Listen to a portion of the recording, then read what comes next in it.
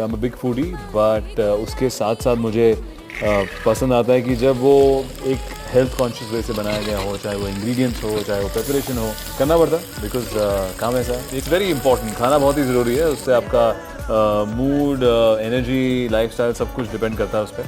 Right. So what about your childhood memories with food? भी हट्टा कट्टा Punjabi boy था दिल्ली में। खाने का वो एक तो मतलब माय बेस्ट कॉम्बो फूड में आई थिंक जो है जो कंचके होती है हमारी, उसमें चना हलवा और पूरी, जो उसका कॉम्बो बनता है, जो थोड़ा मीठा, थोड़ा चने का मसाला और पूरी, वो मैं अभी भी बनाता हूँ घर जाके, जब भी जाता हूँ दिल्ली मैं अभी भी खाती हूँ। तो अभी भी मैं खाता हूँ। मेरी मॉम मुझे बना लो हमेशा एक बार। फोटो भेजती है जिस दिन कंजकी होती हैं, वो हमेशा मुझे एक फोटो भेजती है कि do you want, and no thank you.